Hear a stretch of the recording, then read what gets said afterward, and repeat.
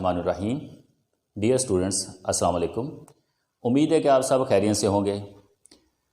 हाँ जी dear students, हमारी मिर्ज़ा ख़ान दाग की दूसरी गज़ल जो कि हमारे स्मार्ट सिलेबस का हिस्सा है वो हम पढ़ रहे थे। तो पहले 2 अशार हमारे हो चुके हैं, तो तीसरा और चौथा शेर मैंने आपके सामने लिख दिया है। उससे पहले थोड़ा सा दोबारा देख लें कि मैंने मिर्ज़ा ख़ान दाग का तारुफ लिखा था। तो ये दबस्ताने दिल्ली के शायर थे, ठीक है।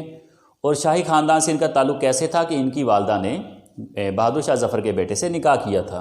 और इनकी शायरी में बड़ी ज़िंदा दिली और शौक़ी नज़र आती है, ठीक है। और बड़े बेतकल्लुफ़ अंदाज में अपने महबूब से बात करते हैं।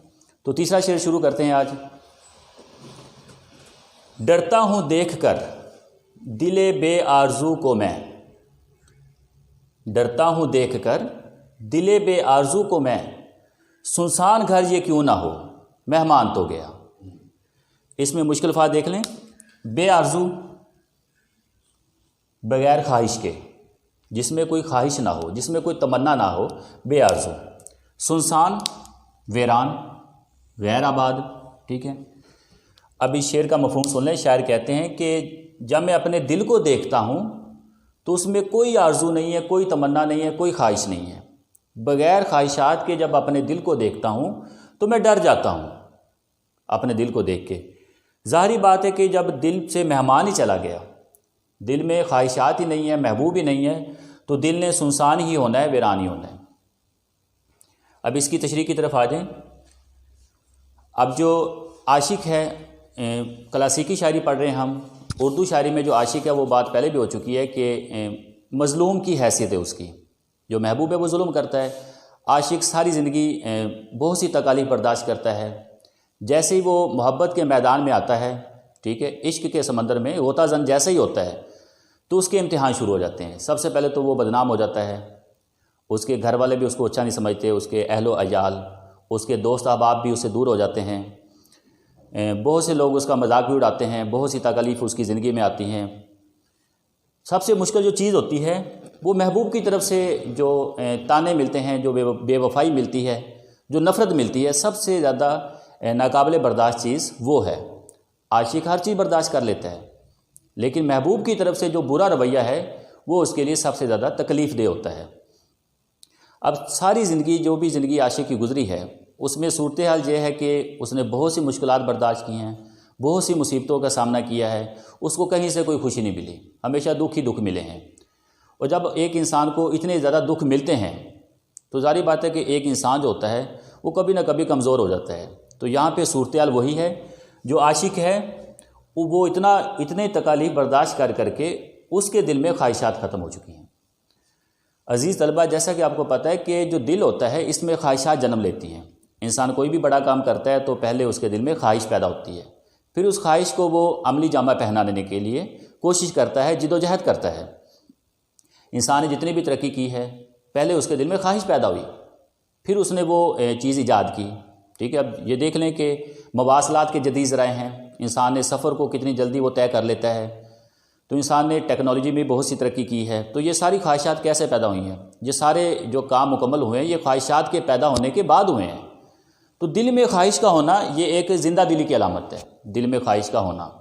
अब यहाँ पे सूरत हाल क्या है कि जो आशिक है, चूँकि उसने इतनी मसाइब देख लिए हैं, महबूब की तरफ से भी नफ़रत का सामना है, ताने मिलते हैं, अब उसका जो दिल है उसमें कोई ख्वाहिश ही पैदा नहीं हो रही।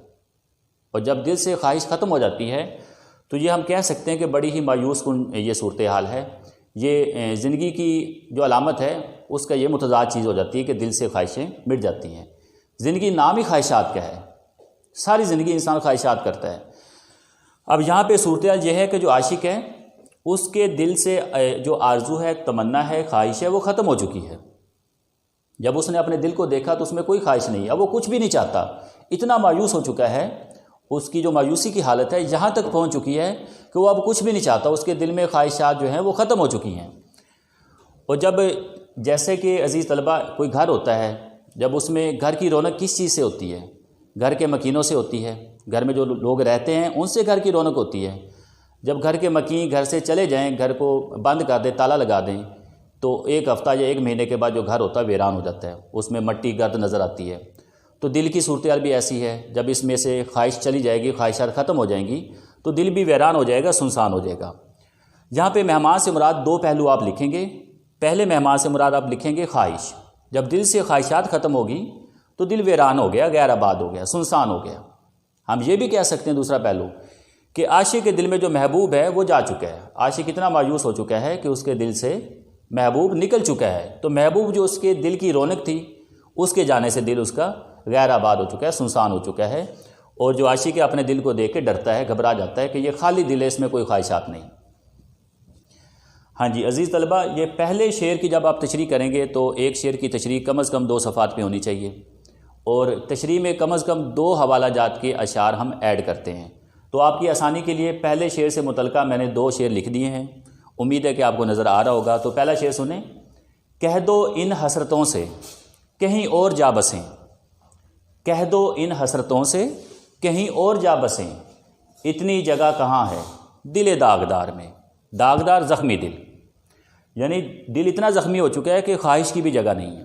دوسرا شعر یہ ناصر کاظمی کا ہے۔ شور برپا ہے خانہ دل میں، شور برپا ہے خانہ دل میں، کوئی دیوار سی گری ہے ابھی، یعنی دل میں خواہشات ختم ہو چکی ہے، دل ٹوٹ چکا ہے، تو دل سے آواز آئی، کوئی شور برپا ہوا تو لگتا ہے کہ دل کی جو دیوار ہے وہ گر چکی ہے۔ پہلے شعر کے حوالہ جات ہو چکے ہیں۔ ہماری جو غزل کا چوتھا شعر ہے یہ توجہ کے ساتھ دیکھیں اب۔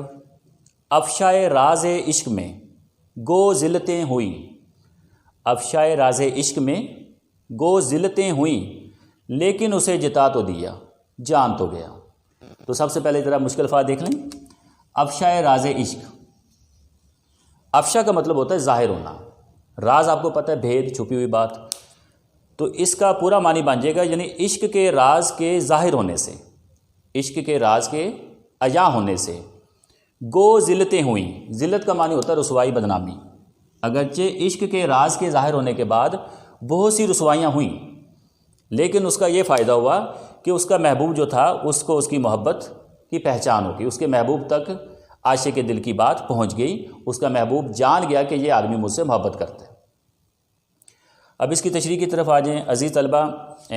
جو عاشق ہوتا ہے محبوب سے دل و جان سے محبت کرتا ہے، محبوب کو چاہتا ہے، اور عام طور پہ جب عاشق جو ہوتا ہے وہ اس کو محبوب کا بڑا خیال ہوتا ہے، وہ اپنے محبوب کی بدنامی سے ڈرتا ہے، اس کو محبوب کی عزت کا بڑا خیال ہوتا ہے، وہ محبوب سے محبت کا اظہار اس لیے نہیں کرتا کہ بات اگر افشا ہوگی، سب لوگوں کو معلوم ہوگی تو عاشق کی بدنامی تو ہونی ہے، ساتھ محبوب کی بھی بدنامی ہوگی۔ اب ایسی صورتحال میں جو عاشق ہوتا ہے وہ محبوب سے اپنے دل کا حوال کہنے سے ڈرتا ہے۔ اب عاشق ڈرتا ہے، محبوب سے اپنی دل کی بات نہیں کہہ رہا، لیکن چونکہ یہ محبت کے جو جذبات ہوتے ہیں یہ چھپائے نہیں چھپتے، وہ کہا جاتا ہے نا عشق اور مشق چھپائے نہیں چھپتا۔ اب جو عاشق ہے اس نے اپنے کسی دوست سے، جو ہمدرد اس کا قریبی دوست ہے، اس سے اپنے دل کی بات کہہ دی کہ میں اس سے محبت کرتا ہوں۔ اب اس کا جو دوست تھا اس نے وہ راز سب لوگوں پہ عیاں کر دیا۔ اب عاشق کی جو محبت کا راز ہے وہ افشا ہو چکا ہے، تمام لوگوں تک پہنچ چکا ہے۔ جب یہ راز افشا ہو گیا تو عاشق کی بدنامی ہوئی۔ عام طور پہ دنیا دار لوگ محبت کو اچھا نہیں سمجھتے، ٹھیک ہے، عاشق لوگوں کو اچھا نہیں سمجھتے، عاشق لوگوں کی قدر نہیں ہوتی اس زمانے میں، ٹھیک ہے۔ اب شاعر اسی صورتحال کو بیان کر رہا ہے کہ جب اس کے عشق کا راز ظاہر ہو گیا، عیاں ہو گیا، چاہے کسی بھی ذریعے سے ہو گیا، ٹھیک ہے، اس کے پورے معاشرے میں اس کی بدنامی ہوئی، لوگ اس کا مذاق اڑاتے، یہ دیوانہ آ رہا ہے، یہ پاگل آ رہا ہے، تو ایسی صورتحال ہو چکی ہے۔ لیکن جو عاشق لوگ ہوتے ہیں کبھی مایوس نہیں ہوتے، ہمیشہ وہ پر امید رہتے ہیں، ہر بات میں کوئی نہ کوئی مثبت پہلو نکال لیتے ہیں۔ تو یہاں پہ اگرچہ بدنامی ہوئی ہے، اگرچہ رسوائیاں ہوئی ہیں، لیکن اس کا مثبت پہلو شاعر نے کیا نکالا کہ اس کا یہ فائدہ ہو گیا کہ اس کے دل کی جو بات تھی وہ اس کے محبوب تک پہنچ گئی، محبوب اس کے راز عشق سے واقف ہو گیا، اس نے جان لیا اس کی محبت کو۔ ہاں جی، تو یہ جو چوتھا شعر ہے مجھے امید ہے کہ یہ کلیئر ہو چکا ہوگا۔ اب اس کے بھی جب آپ تشریح کریں گے تو 2 حوالہ جات کے شعر ایڈ کریں گے، تو دو شعر میں نے سامنے لکھ دیے ہیں، یہ شعر دیکھیں۔ اب چونکہ عاشق کی بدنامی ہو چکی ہے۔ جس سمت بھی جاتا ہوں کہتے ہیں کہ وہ آیا، جس سمت بھی جاتا ہوں کہتے ہیں کہ وہ آیا، ہے 4 قدم آگے مجھ سے میری رسوائی، یعنی میرے جانے سے پہلے میری رسوائی لوگوں تک پہنچ جاتی ہے، میری بدنامی لوگوں تک پہنچ جاتی ہے۔ اسی حوالے سے ایک اور شعر، چونکہ محبت کا جو اظہار کرنا کوئی آسان کام نہیں ہے، عاشق کے لیے یہ بڑا مشکل کام ہوتا ہے، اس حوالے سے عشق چھپتا نہیں چھپانے سے، عشق چھپتا نہیں چھپانے سے، تیرا عاشق ہوں میں زمانے سے۔ تو عزیز طلبہ، یہ 2 اشعار ان کے حوالہ جات کے اشعار بھی ہو چکے ہیں، ان کو آپ سمجھ لیجئے گا، پڑھ لیجئے گا، کوئی مسئلہ ہو تو آپ پوچھ سکتے ہیں، ٹھیک ہے۔ اب مجھے اجازت دیجیے، آگے پھر ملاقات ہوگی اگلے لیکچر میں۔ اللہ حافظ۔